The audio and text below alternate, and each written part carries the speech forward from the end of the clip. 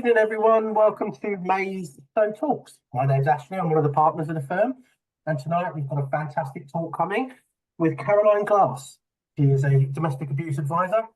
And this talk is all about leaving an abusive partner. Evening, Caroline. How are you? Hi, I'm good. Thank you, Ashley. Yeah, looking forward to this. Wonderful. Thank you so much for taking the time to come and do it with us. So just a bit of housekeeping, guys. Nice and friendly in the chat, please. There will be time for questions at the end, so please, by all means, pop them in the Q&A. Myself and Caroline will get to those. I'll come from sort of a legal perspective, and Caroline will obviously come with all her years of experience in her area. And yeah, if you're ready, Caroline, I'm more than happy for you to get started. Lovely. Thanks, Ashley. Okay, so I'm going to start by sharing my screen with everyone. I'm going to take you through a few slides, and then after that, we will then be having some questions, as Ashley said. So bear with me while I get into my slides, and we can then crack on looking at things. So what we're going to do today is I'm going to talk to you about what domestic abuse can look like in abusive relationships and the mechanisms of control.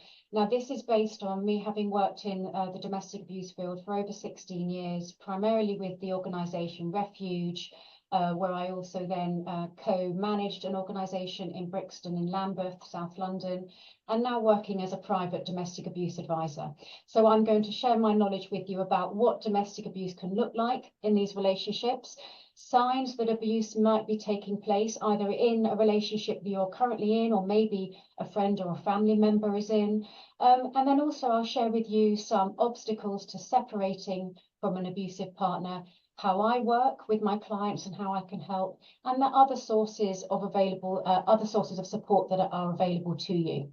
Hopefully I'm going to get through all of this in about half an hour, so we've got plenty of time for questions, so let's crack on. So first of all, let's look at what domestic abuse actually is. Now, there are multiple mechanisms used to assert control. All of them are underpinned by something called coercive and controlling behaviour.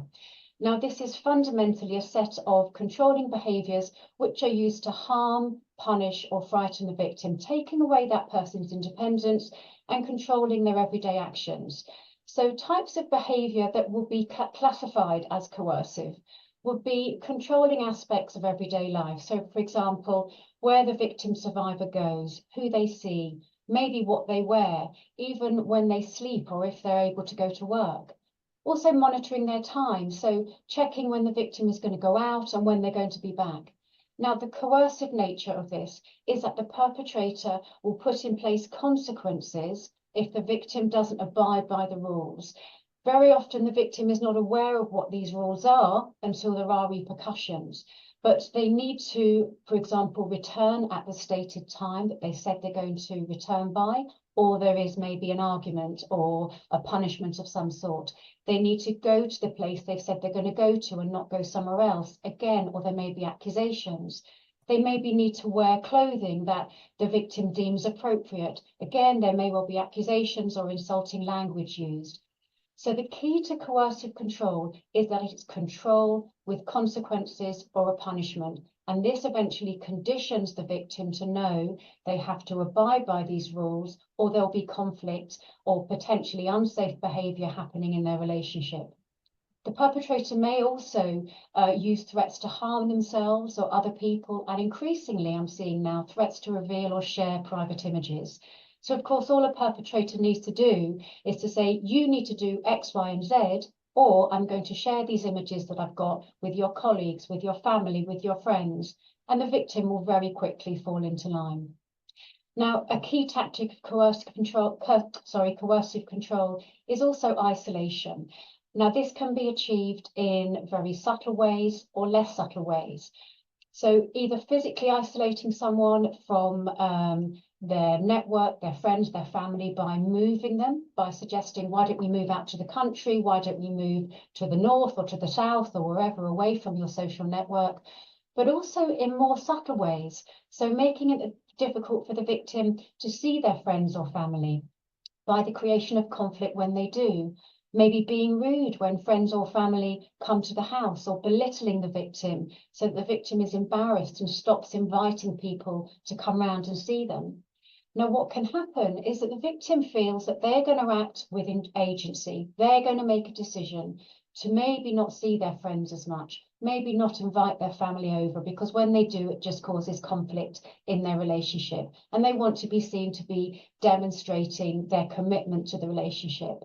But what sometimes can not be understood is that they're not making this decision based on informed choices and their own freedom. They're making this decision because they've been coerced into it, because if they don't, there are those consequences. Now let's look at psychological abuse. So psychological abuse can coercively control someone by manipulating, emotionally hurting, or frightening a person. This tactic of control is extremely powerful because it can distort, confuse, or influence a person's thoughts and actions, causing them to change how they view themselves and the abuse that they're experiencing, and then make them more controllable because they're spending so much time thinking about what they're potentially doing wrong that actually they're not able to pull back and think, hang on a minute, what's happening in my relationship and why are my actions needing to change? Now, this can often be seen in gaslighting behaviour. So this could be the perpetrator denying having said or done things, accusing the victim of behaviours that they know they're not responsible for, they haven't done.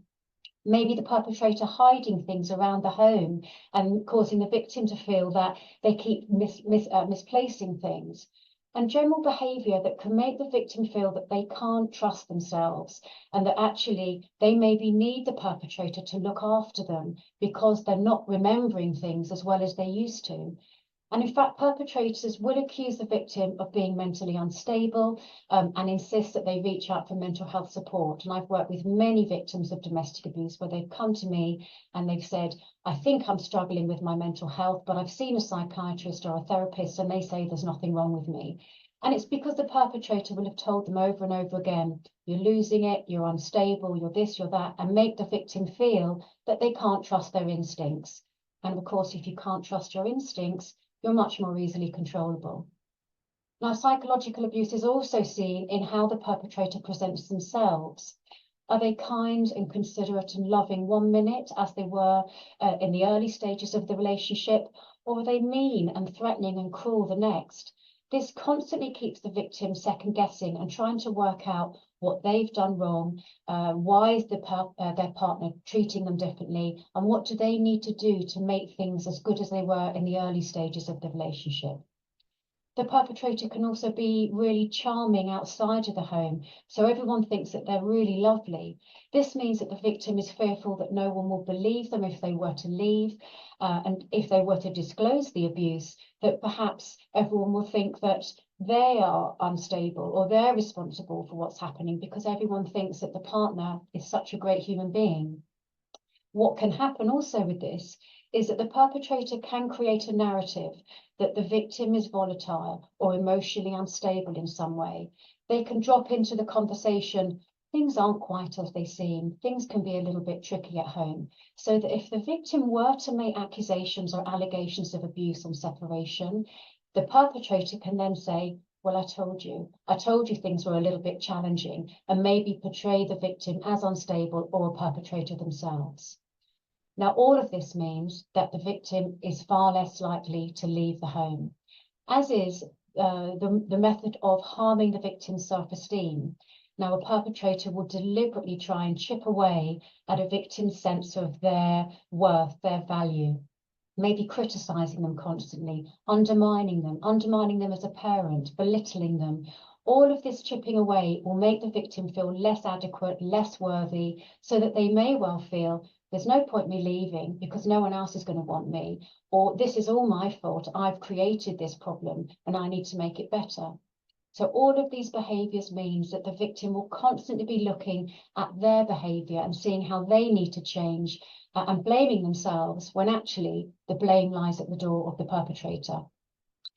Now I want to look at physical abuse. So physical abuse is not just punching or kicking someone, but making the victim feel that they are at risk of physical harm. So it can involve shouting in the victim's face and making the victim maybe step back, feeling that they're going to be physically assaulted.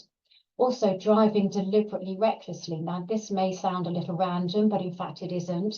And it's done deliberately to make the victim feel that their life is in the hands of the perpetrator. The perpetrator can also be physically abusive by locking the victim outside of the home and likewise locking them inside of the home so that victim cannot leave maybe during the day and ask for help. Also, it may well be low-level physical assault, and I don't mean that in a diminishing way, but slapping, pushing, shoving, also spitting, all of those things constitute physical abuse. And then it's also important to recognise that strangulation and suffocation are really serious forms of physical abuse. And I mention this separately because sometimes, and more frequently now, these kinds of behaviours are happening during intimacy, and it may well be that a victim separates these two situations. So they separate what's happening during their sex life as opposed to what's happening during their day-to-day actions. And if the perpetrator is using strangulation during intimacy, they don't necessarily correlate that with physical abuse. However, because of the connection between strangulation and high-risk domestic abuse and the correlation between these kinds of abuses and death, it's really important to recognise whether it's taking place, and it most definitely constitutes physical abuse. Now, sexual abuse, again, is broader than a lot of people realise. Of course, it involves forcing a partner into a sex act that they haven't given consent to. That obviously is sexual assault or rape. But someone might also be in a sexually abusive relationship if the partner constantly accuses them of cheating, is jealous of them, suggests that they are unfaithful, that they want to have a relationship with a colleague or a friend, and in so doing, trying to prevent that victim from going out and spending time with their friends or their colleagues, that would be considered sexually abusive behaviour. Also, trying to get the victim to dress potentially in a sexually provocative way that individual is not comfortable with, or insulting the victim in sexual ways, or calling them sexually abusive names. So with sexual abuse and physical abuse, it's important to recognise that actually those mechanisms are much broader than a lot of victims realise, and actually have much more profound consequences than some of them recognise, because actually they're not necessarily being abused and getting broken bones or getting bruises, but the limitations on their life are most definitely there. Now I want to have a look at financial or economic abuse. Now this is often the first type of abuse to emerge, and it can happen during a relationship or following a separation. And in fact, 95% approximately of abusive relationships have some level of financial abuse in them. It is one of the most powerful ways of asserting control over someone and limiting a victim's life, and particularly if they want to leave. And it's often the reason for the victim feeling they have to return to the perpetrator because life can be so difficult once they have left. There are numerous means of exerting power and control using financial abuse, including the creation of debts in the victim's name or controlling expenditure. So this might be monitoring receipts or bank statements, monitoring the victim's bank account, or taking control of the bank account, and maybe providing a victim with a punitive allowance. And by that I mean controlling what comes into the home, giving the victim a small amount that means that every month they fall short and they're struggling. So basically the victim is then set up to fail because the perpetrator can say, this is why I need to control the finances. You're clearly useless with budgeting. I need to have overall control. But in fact, they've been coerced into that situation, and each month they struggle and potentially have to go cap in hand asking the perpetrator for more money, and therefore giving that power and control unwittingly to the perpetrator. Now, on separation, it can be seen in the perpetrator using the court process. For example, instigating repeated attendances in court, sending repeated letters so the victim is forced to reply and then incur further legal costs. Maybe not attending court and so resulting in adjournment, which obviously incurs greater costs. And on occasion, I've worked with victims where they felt they've had to resign from their job so they're able to access legal aid. So of course, then the financial abuse is even more profound because they no longer have that financial independence from their salary or their income.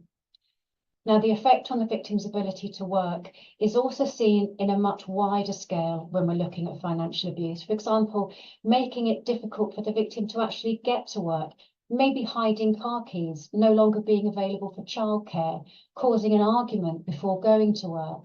All of this can make it difficult to get in, and then can also have a really great impact on that individual's ability to be productive once they're in the workplace. This can be further hampered by the perpetrator making repeated telephone calls or sending messages that the victim feels they need to answer or respond to. Now, again, if we reflect on coercive control, a victim will be aware, they will be conditioned to the fact they need to answer that phone, they need to respond to that text, because if they don't, there'll be some form of consequence, there'll be a punishment or a repercussion. So all of this means that actually the victim's ability to thrive in the workplace is hampered, as is their productivity. It can also be that a victim is coerced or encouraged not to go to work. Now, this often happens if a victim has had a child and they want to return to their career. It can be that the perpetrator creates a narrative that actually it's better for the victim to stay at home with the children rather than return to work, and so coerce the victim or make them feel guilty if they want to go back to work. But of course, the purpose is to keep the victim financially, physically, and emotionally controlled within the home. And then finally, it can also be seen in a perpetrator trying to harm how the victim advances in their career, maybe trying to make the victim feel that they're not that good at their job, that they shouldn't go for that promotion, that their colleagues are better than them. Again, chipping away at their self-confidence and making them feel that actually they're not that good. And then when the abuse can get really bad and challenging, a victim may well feel that actually I may as well leave my job because I'm really struggling, I'm not that good at it. And then, of course, they've fallen into the hands of the perpetrator, because this is exactly what the perpetrator would want. Now let's look at stalking. So stalking is a type of behaviour that is designed to harass or terrorise a victim, and it truly does that. Stalking is one of the most high-risk behaviours that happen, and that's because it occurs in 100% of domestic homicides. So whenever you read about a domestic murder that has taken place, there will have been stalking behaviours that have happened. Now, typical stalking activities are repeatedly calling the victim, maybe from a withheld number, maybe throughout the night, maybe sending repeated emails, texts or WhatsApps, maybe sending gifts to the home or the workplace, maybe sitting outside the victim's workplace or waiting for them when they go in the morning or when they leave at the end of the day, maybe repeatedly driving past the victim's home during the day. Whatever it is, it makes the victim feel that they are not free, that they're constantly being observed, and it has a hugely deleterious impact on that victim's sense of their freedom and their ability to move forward with their life, which is what it's designed to do. It's designed to make the victim feel that they are not free, they are not rid of their perpetrator. Now, tech abuse works very much in tangent with stalking behaviour, and it's because it uses technology to coerce, stalk or harass the victim. So this could be by hacking the victim's phone or email so that they can monitor communication that's happening, potentially listening to phone calls. It may also be by installing tracking apps or spyware on the victim's devices, maybe having the password to the car GPS so they're able to see where that victim is going, and also using or installing CCTV in the home or other smart devices. So the Alexa, the Ring doorbell, the smart TV, all of these devices means that the perpetrator can have insight into that victim's life, and the victim will be made to feel completely paranoid that they know that the perpetrator knows stuff about them, but very often they don't know why. Now, it's really important when thinking about all these mechanisms that you don't just focus on one mechanism and think, okay, this defines or identifies domestic abuse. What I'm looking for when I'm assessing a victim of domestic abuse is a pattern of behaviour, and it's like putting pieces of jigsaw puzzle together. So I'm looking for a set of actions that limits the life of the victim and their ability to make informed decisions and act freely and without fear. So I would be looking for a range of different actions that take place that mean that that victim feels that they are not able to act with agency and autonomy. And if they do, there are consequences. Okay, I'm now going to move on to signs of abuse. So there are multiple signs of abuse, but I've chosen a few here that hopefully will make sense to you. So the first one is the tactic of love bombing. So this is where a relationship develops really intensely and really rapidly in the beginning, that tends to then move towards a relationship that has a power imbalance. So what I mean by this is a perpetrator will deliberately try and direct the flow of the relationship. They will make the victim feel that they are the center of the perpetrator's world. They will use love language really quickly, telling the victim they love them, telling them they've been waiting for them all of their life, maybe talking about moving in together really quickly, getting married or having children really quickly, and these activities actually happening. So forging a deep connection and an interdependence really quickly, and in so doing, making the victim feel that they are destined to be with this person.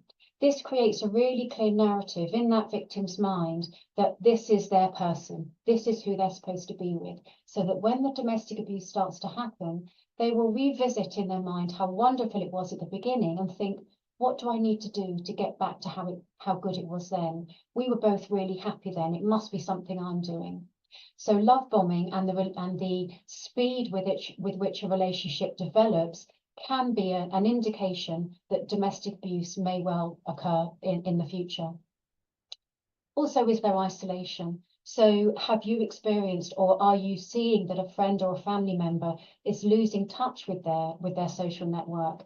Are they making excuses and not able to go out?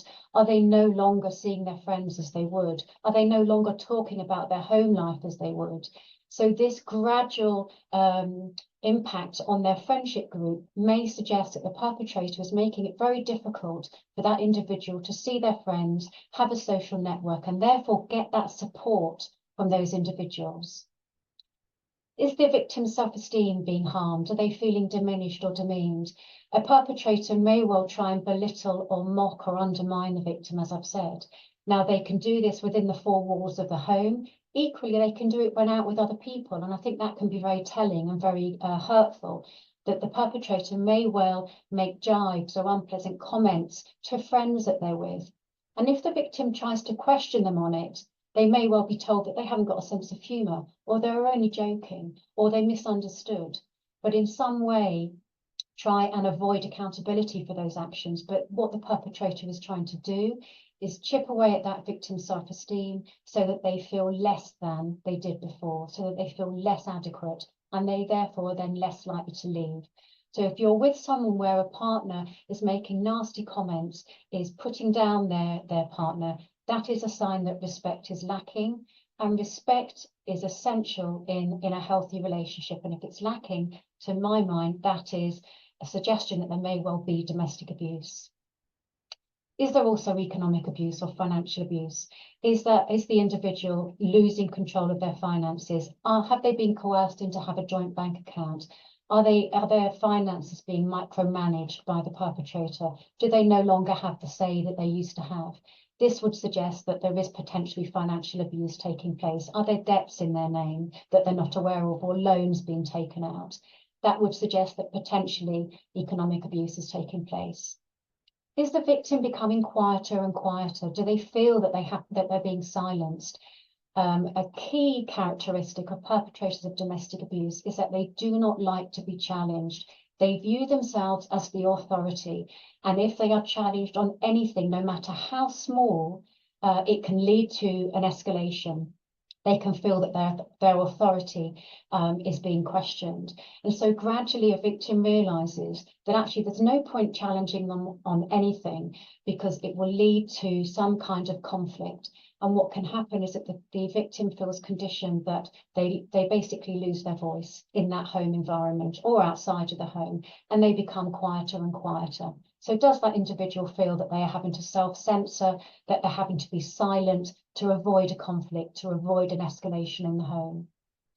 And then also, is the victim feeling that they're walking on eggshells? Are they reading the body language of their partner when that partner returns home at the end of the day? Are they trying to assess what kind of mood their partner is in and change their behaviour as a response to that? And again, that would reflect coercive and controlling behaviour.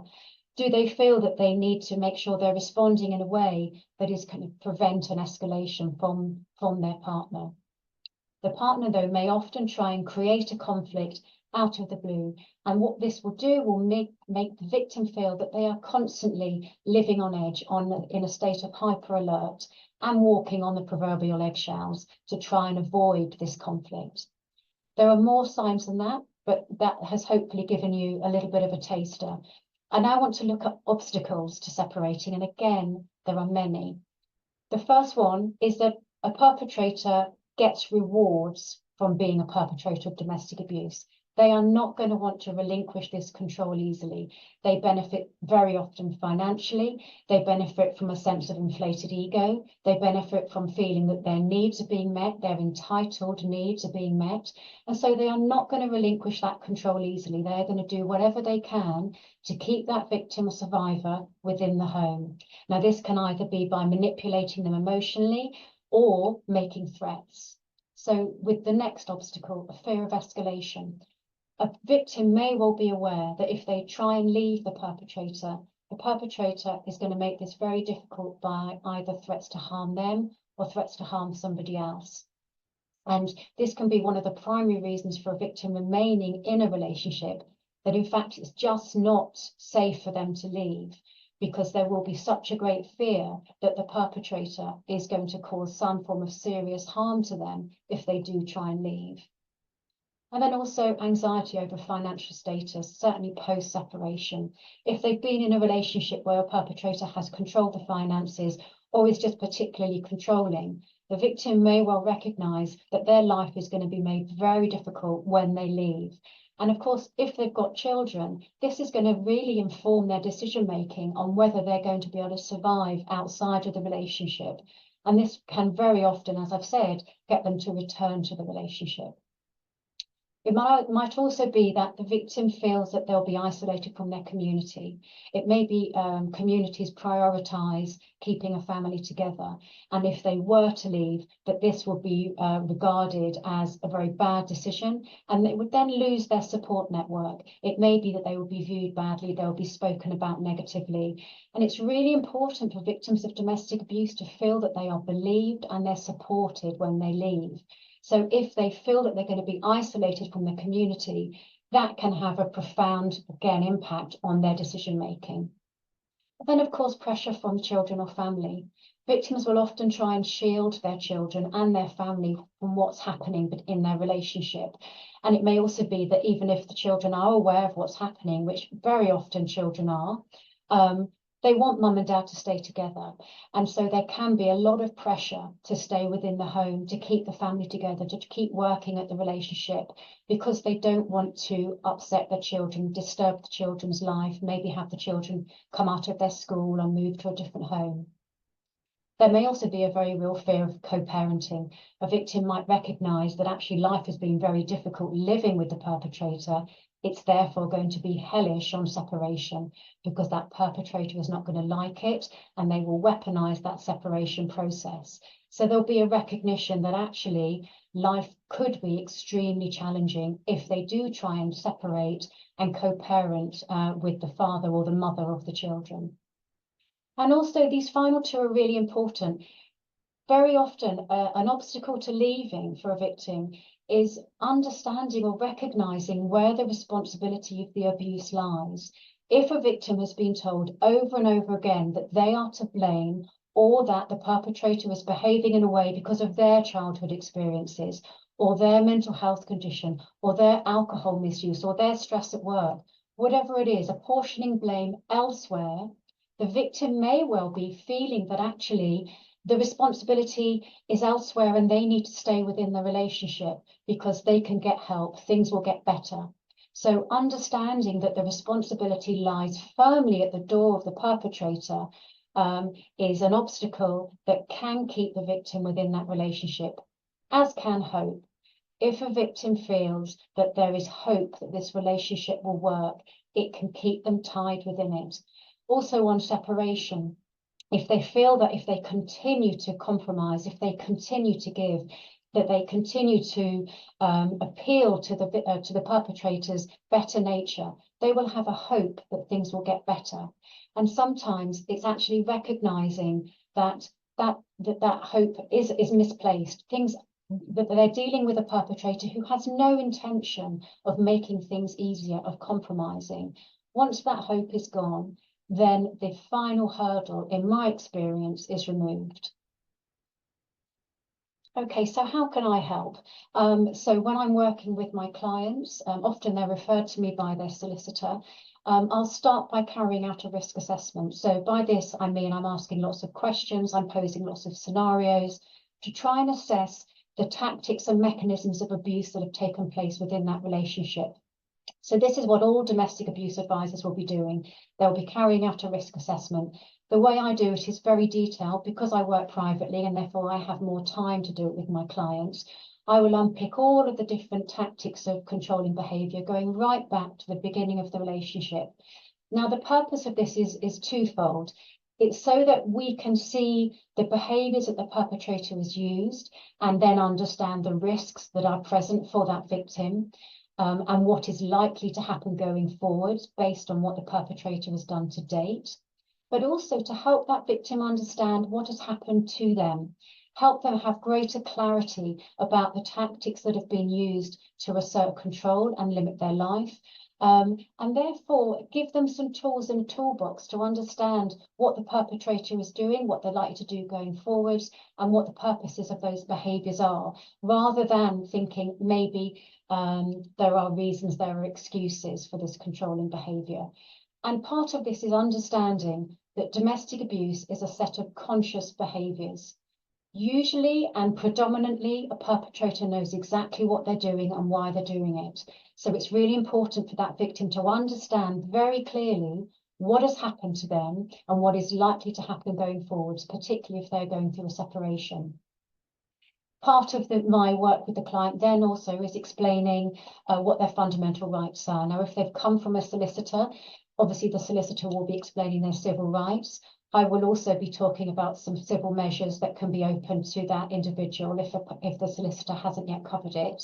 I'll also be looking at their criminal options. So if a victim wants to report to the police, what that will look like, what the stages will be, and also based on my experience, what the likely outcome is going to be, so that a victim can make an informed decision on whether it's appropriate and safe to do that, because actually it isn't always safe to call the police. And then also I'll be discussing with my client how they can manage child contact. This can be extremely contentious and difficult for a victim and the children. So I will explore with them methods of achieving as emotionally and as a physically safe options as possible based on what their set of circumstances are. Also potentially talking about social services intervention. It could be that through a child arrangements order or the court process, social services become involved. Equally, it could be that the perpetrator has made allegations to social services as a method of coercive control, stating that the victim parent is unfit or is unstable. So I will help that client manage social services intervention, explain to them what the processes are and how to communicate effectively. And then finally, based on the risk assessing and the profiling of the perpetrator that we will have done together, I'll look at what the pattern of escalation is likely to be, if they're going to stay in the relationship or if they're going to leave. So based on what the perpetrator has done, what is likely to happen going forwards. Okay, finally, I want to just move on to my last slide, which is what other support is available. Now, of course, if someone feels at risk, they feel threatened or frightened, 999 is the first port of call. As I've just said, reporting to the police is not always the best thing to do, but if you are frightened, if you feel at risk of harm, it absolutely is. The police will come, they will ideally separate you both, and what they should then do is remove the perpetrator from the home to give you some breathing space. So if you feel at risk of harm, call 999. There are lots of charities now available who have helplines and who can offer support and guidance. Now, I caveat that with knowing how under-resourced they are. So it can be very, very difficult to get through. But these are some of the charities that do offer support and helpline. So Refuge was the organisation that I worked for. They have a helpline, which I've listed the number for underneath, the National Domestic Abuse Helpline, which is open 24 hours a day, every day of the year.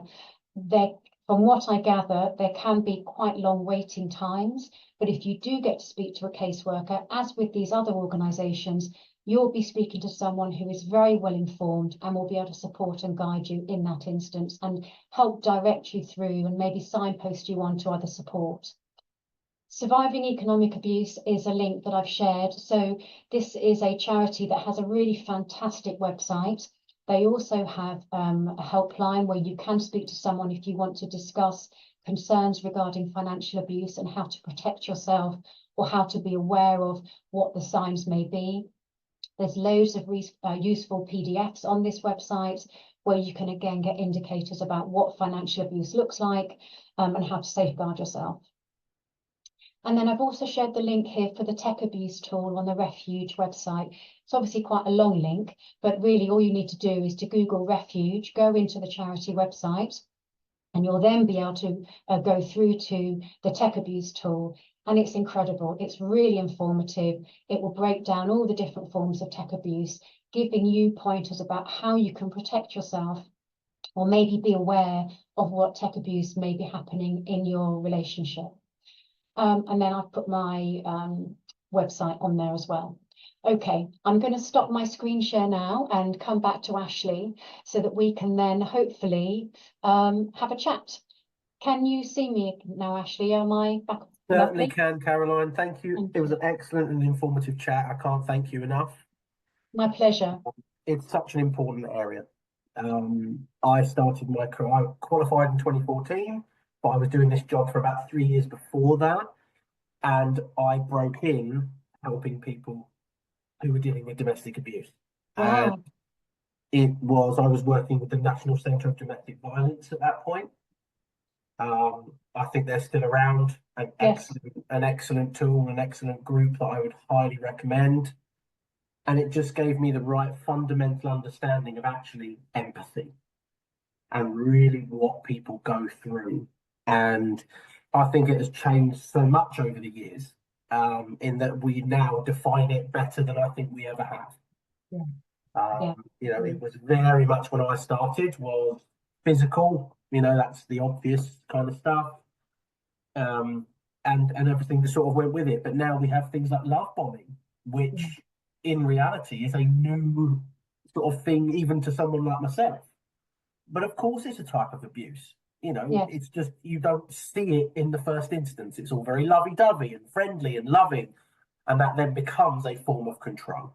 Yeah. And the biggest change, I would argue, is the coercive and controlling. Because I think there is a way where you're not physically abused or even maybe emotionally, but it's that, no, you can't go and do that. No, we aren't going to go and see your friends this evening. No, we are going to move to a different area of the country. And it leads to that isolation and all those other feelings that just are forms of abuse. So it's so important. I can't thank you enough for really deep diving into the definitions. I think so many people will hear something and go, oh, actually, that happens to me. Yes. The realization that actually that is a form of abuse. I think that's the thing that people are shocked by when I mostly meet them for new appointments with sort of abuse as a factor. It's like, oh, well, everybody deals with that. No, they don't. Yeah. No, they don't. That's unique. And that's something that's just happening to you. So important. Can't thank you enough. And I think we'll dive into some questions. Great. Let's see what we've got. I've got a first one here. That is, where is the line between an unhappy squabbling relationship and domestic abuse?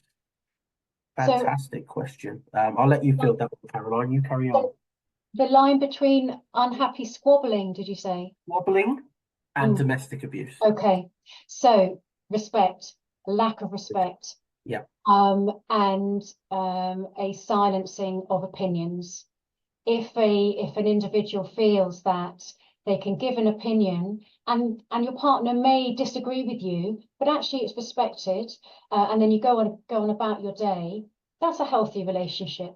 If an individual feels that they're not able to share a grievance, to talk about something that's hurt them or concerns them, because there are going to be consequences, there's going to be some kind of conflict or argument, or they're then going to be maybe demeaned or shouted at, that is abuse. So squabbling is one thing, a lack of respect and a lack of ability to challenge or question the authority of the perpetrator, that's abuse. I think that's the identifiable difference. I think when you're squabbling, you're both able to at least verbalize what you're feeling. Yeah. And it's taken on board, and maybe it feels a bit constant, maybe that maybe this argument carries on for days, but at least you're able to get your side out. Yes. And I think that's where you then creep over to domestic abuse, where, you know, one person has to be right. Yeah. Refuses to back down, Yeah. refuses to give in. And then you know, and I think the most important thing people don't realize is there's always an escalation. Yes. So it starts with, you're not, you know, I don't agree, we're doing it my way. Then the next time you have an argument, it happens again. Then it starts to become, right, now because I'm right, you're not going to do this, or we're not going to go there, or I'm not going to treat us to dinner on Sunday, or something, you know, and there's a slight escalation, and unfortunately it continues to grow. Yeah. So the squabbling kind of thing, everyone squabbles. I think that's easy to say, but when one party has to be right, respect is a huge issue, refuses to acknowledge the feeling of the other party, that's when I think that's when it can become heated, and it can go beyond what is a healthy back and forward.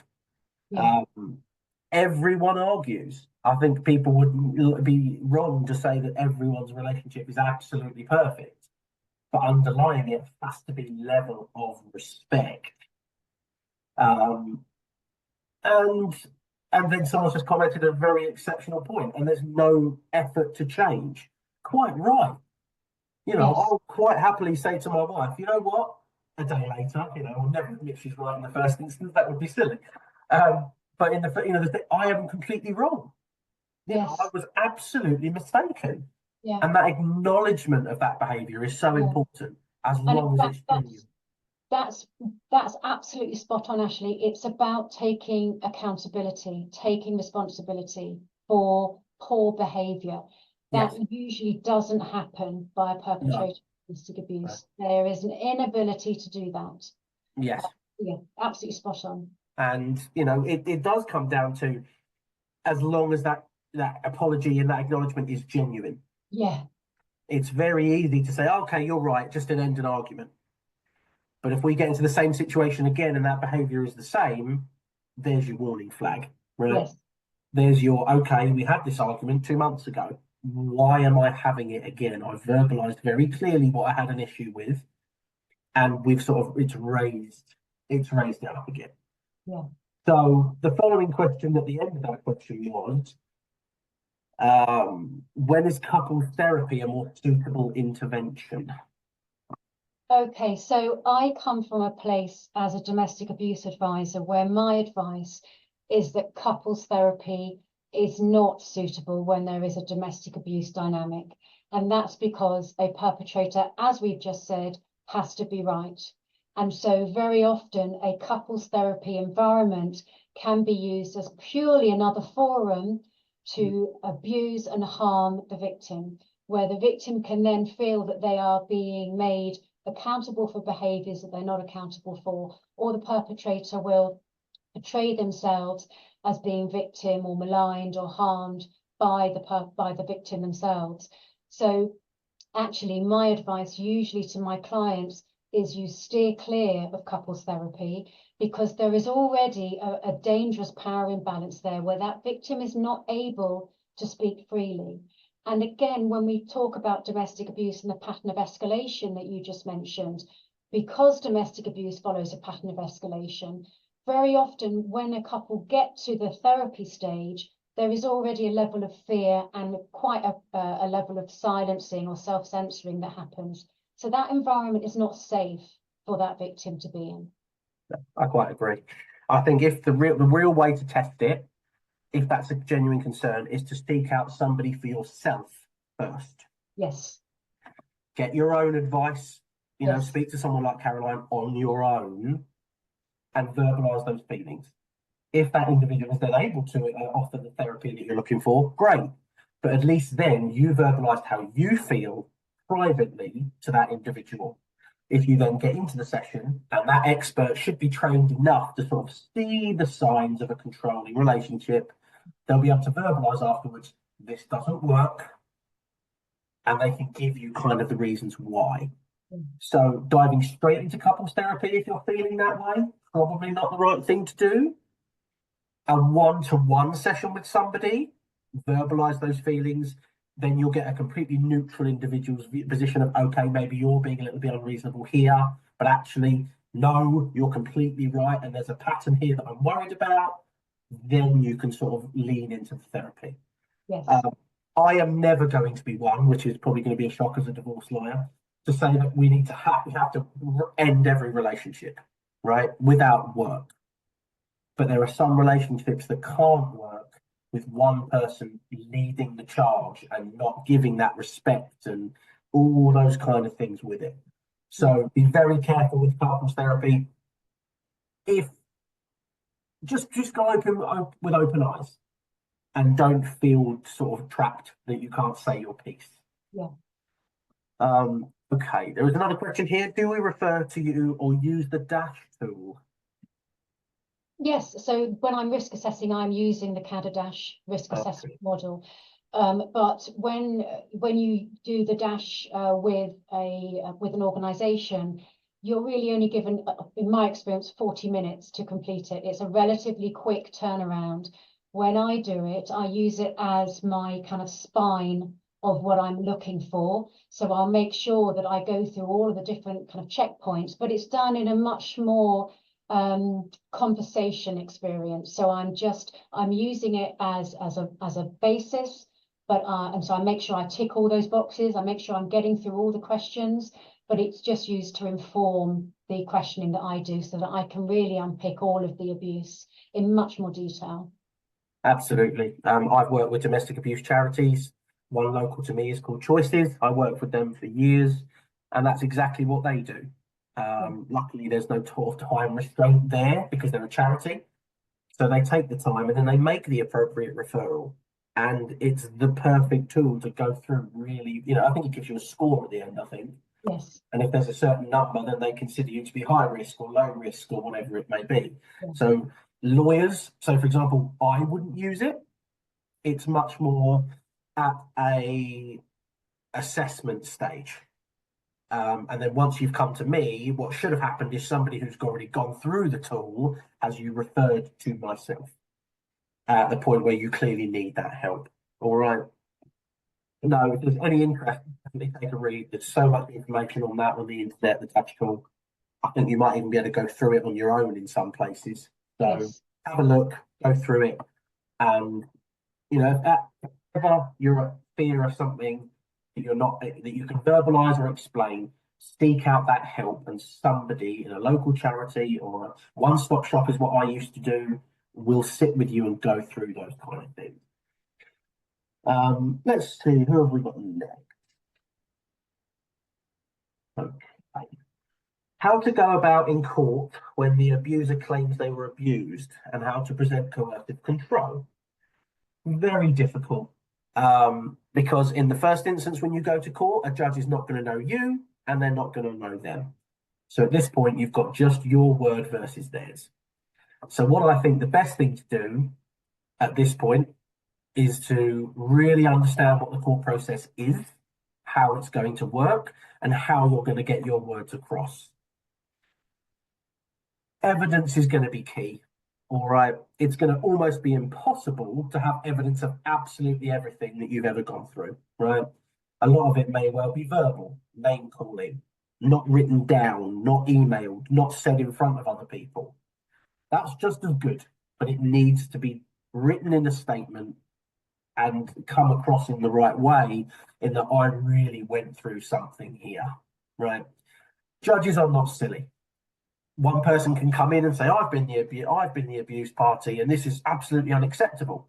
Then when they get in the witness box or they get challenged, they're very defensive.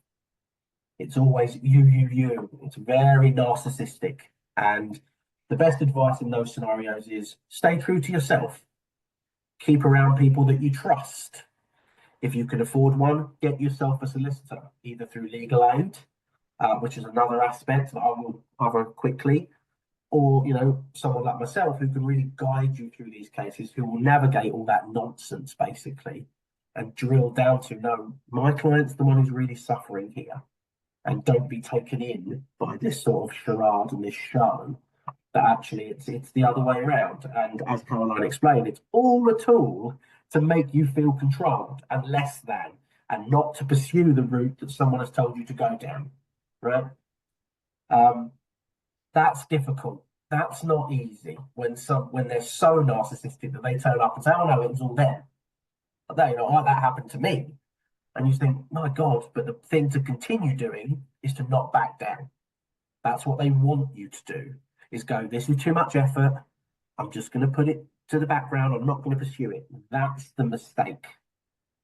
It is worth pursuing, as hard as it's going to be. It is worth pursuing through to the outcome.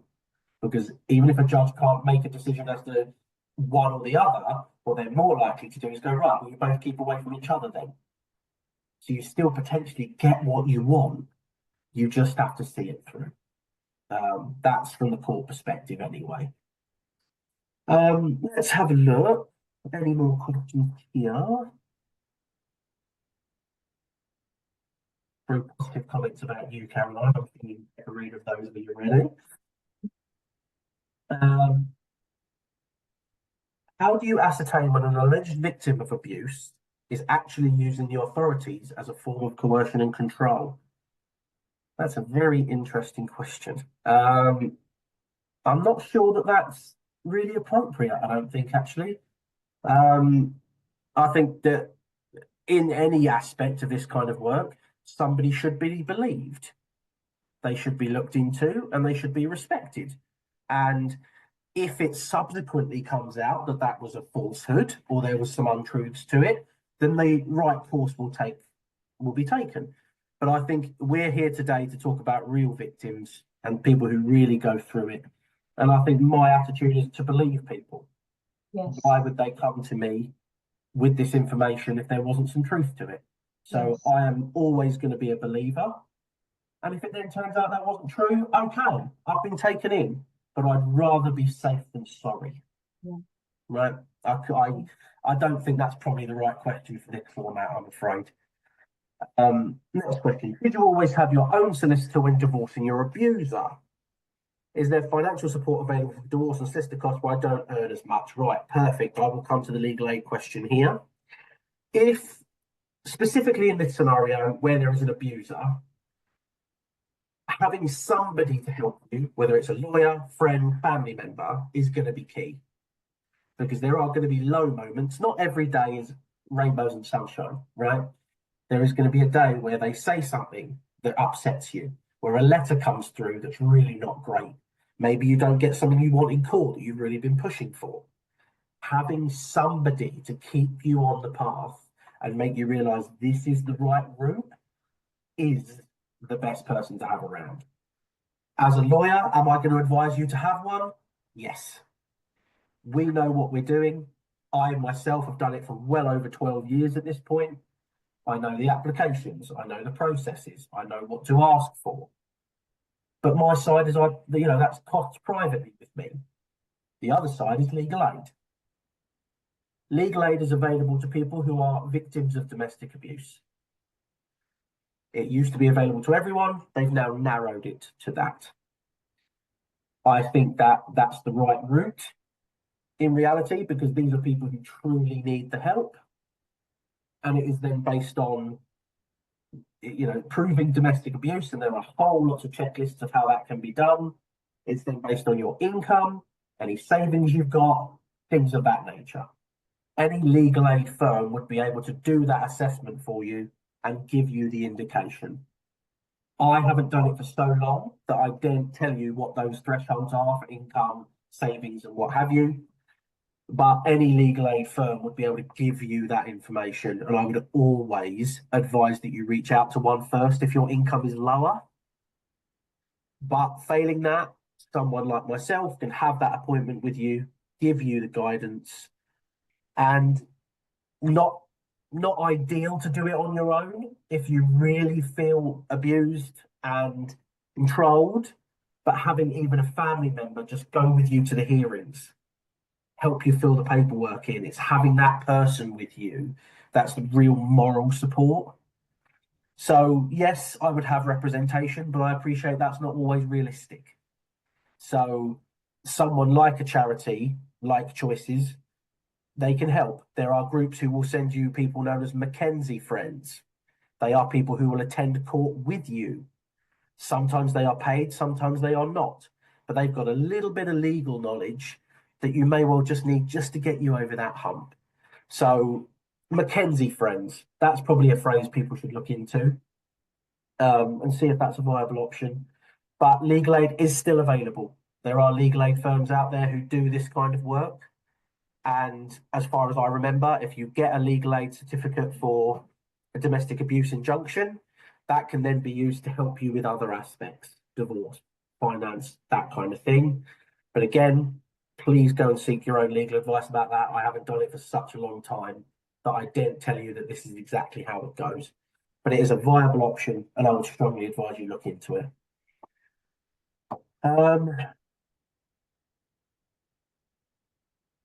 Lots of thanks.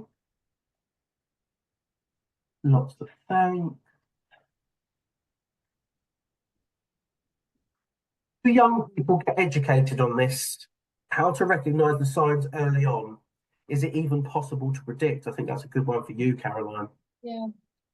So there are some organisations that go into school and educate pupils. There is also a big push for understanding domestic abuse to happen much more within the primary and then the secondary school. To my mind, this is essential because I think we need to understand the behaviours of domestic abuse to try and stop it.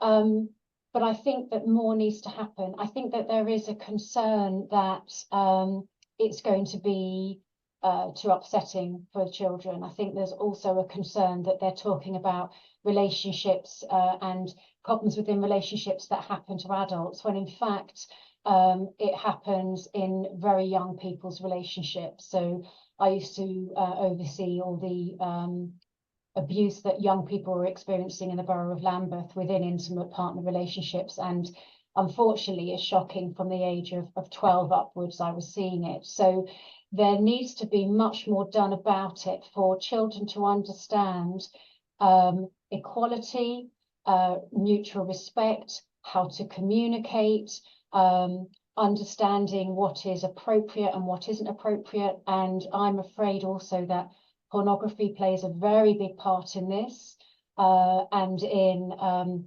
expectations that are now happening in relationships. So there is a huge part of education that needs to be taking place.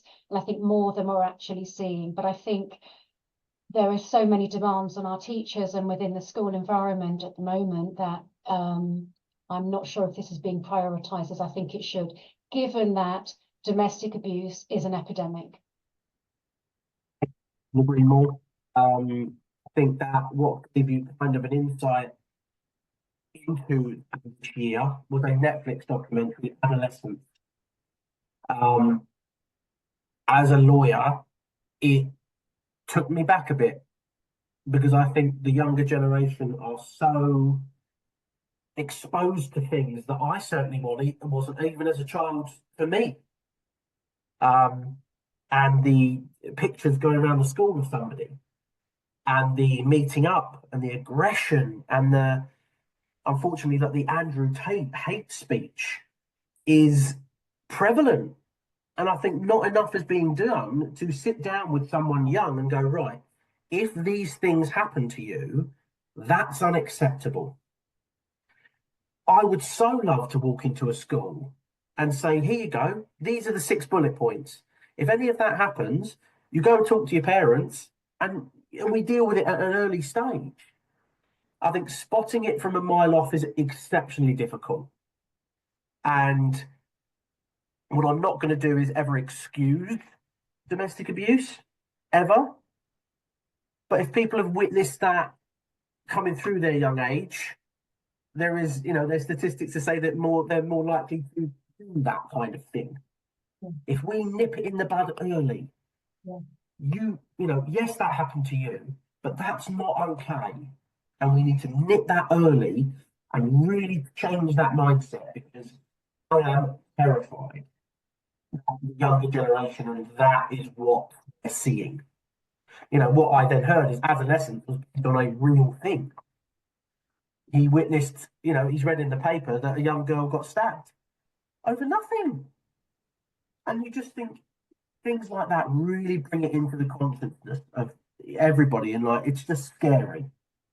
So I would so love a wider thing to be taught in schools. I genuinely would. It starts at home as well. We can really teach those kind of things, with people who unfortunately, are lucky enough that they don't go through it. Yes. And we I can. think that's really crucial, actually, because when Yeah. I assess clients and I'm looking at the behaviours of the perpetrator, I'll often ask about what they know about that individual's background, about their parenting, what they had experienced, because there is a normalization of domestic abuse, of abusive behaviour that can happen. It doesn't mean everyone who is brought up in a home where there is domestic abuse becomes a perpetrator by any means. In fact, a lot of children, victims who are brought up in those environments, go the opposite way. And obviously highly respectful, highly aware and mindful of their actions and their behaviour and their language. But equally, there can also be a normalization and a desensitization to manipulative, controlling, and abusive behaviours. So that's why it's so crucial that we get into schools and that young people are made aware of what this looks like, and how to try and prevent them from mirroring the behaviour they're experiencing at home. Absolutely right. It's so important, and I so wish more was done. But we can only start with us. We all know that it's wrong. So the best thing to do is call that out early and deal with it in our own homes. And I want it gone. I want it gone from this society. It's vile. It drives me mad. And I just, I had an appointment with a new lady on Friday, and after an hour of talking to her, I felt emotionally drained, because how strong this woman had been is something I've never experienced in my life. I've been through some stuff, private and what have you, but listening to this lady open up for the first time was like, my goodness me, how you've done that and raised 2 small children is mind blowing. So we have to get that message out there. I think it's so important. Lots of thank yous in the chat. Really glad that, honestly, guys, we care. That's what I think is important, is that we actually care and we want to help. So to hear that Mackenzie Friends is something that someone's used and they found it helpful, brilliant. Somebody else wanted to hear that about my view on that. Fantastic. More than happy. Solicitors help someone to get legal aid. That is the wonderful part about legal aid. It takes that stress of the money side away. Now, they're not going to give it to you unless you're financially eligible. But if you are, having somebody trained and knowing what they're doing is so invaluable. Let's have a look. I've got another one here. Is it possible, effective, to represent yourself with the back support of a legal advisor in a case of domestic abuse, or rather have a solicitor? Can you describe, let's just, wherever that gone? Cross-examine takes place of victim. Okay, so the law has changed very significantly in relation to this area recently. And if you are a victim of domestic abuse, you can now ask that your abuser does not speak to you or ask you any questions. Okay? I have made one of these applications recently. The judge was happy to do it, because it's not appropriate with allegations of that type for you to feel questioned by the person you're making these allegations about. So what then happens is The alleged abuser sends a list of questions to the judge. The judge chops out the ones that are inappropriate, sorry, and they then ask them. And if all the questions are inappropriate, the judge will say so. They are not going to put you in a position where you're made to feel terrible. That's not what this is about. So that's really important. It's an application that's super easy to make. If you are going to deal with this on your own, you ask for that application. All right. A judge will understand what you're looking for and they'll help you with it. All right. In terms of doing it on your own or having a lawyer, if cost is a genuine problem, but you can't get legal aid, you know what someone like myself would do was have a file open, but you just pay me for the advice you actually look for, you ask for. So rather than me being on the court record, me sending everything to the court, me organise everything, you do all of that, but you come to me with a bullet list of 10 questions and go, right, Ashley, what would you do here? Here you go. You get my experience, you get all that advice, but you're only paying for what you actually use. And some people find that so helpful. Even that sort of guidance that's like, there you go and now do that and print it off, take it to court with you. You've got your bullet points in front of you. You should never have to go through this on your own, even if it's with just a family member, you know, who sits with you and just talks with you and goes through it with you. That's so important. That isolation problem, there will always be somebody willing to help you. You just have to reach out. That's the problem. People feel like they can't because they've been isolated so long. If you reach out, these family members will probably be, my goodness, we've been wanting to talk to you for months or weeks or whatever it may be. So hopefully that someone can help you through that process. And we are all more than happy to do that in this area. We are coming to the end, guys, but I tell you what, there are 30 new messages I haven't been able to get through. So what I will do is I will speak to the lady who organises these, and maybe perhaps we can do a Q&A session specifically, where we have some questions in. I can do it on my own, or if Caroline's got some availability, we'll figure that out. And we'll come back and we'll really answer all these questions, because I don't want anyone to feel like they haven't had that information that they want. All right. For now, Caroline, I can't thank you enough. Thank you. It's been so important, and I so hope it's been helpful to everybody in the chat, anyone listening. If anyone watches this back on YouTube, you can find me on the Stowe website. All you've ever got to do is get in touch. Caroline's details have been up on there. Caroline's happy, I think, for her email address to be made available. Yeah. And we are here to help. That's our role. Don't suffer in silence is the advice.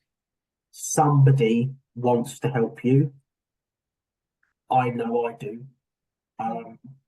And you just have to reach out. Nobody wants you to suffer 1 minute more than you are. So I would love to hear from anybody else that needs it, but I will set up a chat. I will. I think I need to do that just for me, because I want people's answers to be given. So somebody's asked for your email address specifically, Caroline. Are you happy to read it out now? Yes, so it's domestic abuse advisor at gmail.com. Don't know why I always have a problem remembering what my email address is, but domestic abuse advisor at gmail.com. Yeah. And what I would just say to back up what Ashley said is that the beauty of this work is that there is light at the end of the tunnel. I know that may sound glib, but it's not. With a solicitor and with the right advice, there is light at the end of the tunnel. There is a way out. And I couldn't do this work if there wasn't. And I think Ashley is probably the same. So reach out for support, because it is there. I think just as a sort of parting point, the hardest point is always going to be the beginning. Yeah. It's ripping that Band-Aid off. It's every fear that you think is coming. They're going to do this, they're going to do that, they're going to say this, they're going to say that. Believe it or not, half the time it's all been hot air to control you and make you feel like you can't reach out. Ripping that Band-Aid off, when in 6 to 9 months, worst case scenarios, things are so much better, you will be wondering why you didn't do it earlier. So stay strong. Anyone that's watching this that needs that help, if you want to reach out to us, you can find me on the website. Drop me an email, more than happy. Caroline's just handed her email address. I will sort out a question and answer and we'll get that put in place. And if you need anything, you reach out to us. All right. Thank you so much, everyone, for attending. The next one is on the 18th of June. It is about supporting neurodivergent children during divorce. Very interesting topic, very unique. I, for one, am very interested to hear what our specialists have got to say. So if you'd like to sign up for that, I'm sure the Eventbrite things will come out shortly. But for now, thank you, everybody who came today, and I wish you the best. Speak to you then. Thank you. Bye-bye.